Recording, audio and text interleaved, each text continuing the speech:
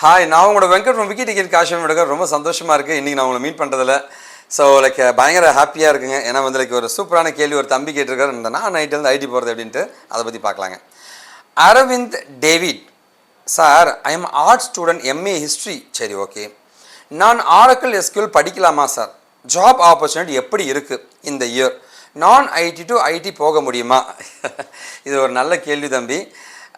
MA history படிச்சிருக்கிற ஒரு student Oracle SQL படித்தா வேலை கிடைக்காது, சத்தியமாக வேலை கிடைக்காதுங்க. ஆரக்கிள் எஸ்கியூஎலுக்கு ஓப்பனிங்ஸ் அதிகமாக தான் இருக்குது, ஆனால் ஃப்ரெஷருக்கு இல்லை. ஃப்ரெஷருக்கு ரொம்ப ரேராக தான் இருக்குங்க. அதில் இந்த எம்ஏ ஹிஸ்ட்ரிலேருந்து போக முடியாது.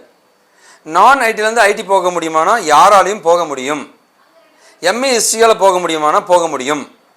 ஆரக்கிள் எஸ்கியூஎல் படித்து போக முடியுமானா முடியாது. நீங்கள் என்ன படிக்கணும்னா வெப் டிசைனிங் படிச்சுக்கங்க, இல்லை இன்ஃப்ராஸ்ட்ரக்சர் படிச்சுக்கங்க. வெப் டிசைனிங்கில் full stack dotnet, full stack Java, full stack Python எதனா ஒன்று படிச்சுக்கோ, ஒரு வெப்சைட் பண்ண கற்றுக்கிறது. அப்படி இல்லையா இந்த பக்கம் பார்த்தீங்கன்னா க்ளவுட் கம்ப்யூட்டிங், இல்லை லினக்ஸுங்க, சைபர் செக்யூரிட்டி, நெட்வொர்க்கிங் படிச்சுங்க. இது ரெண்டுத்து எதனா ஒரு உலகத்தை படிங்க, வேலைக்கு போகிறது ரொம்ப ஈஸிங்க.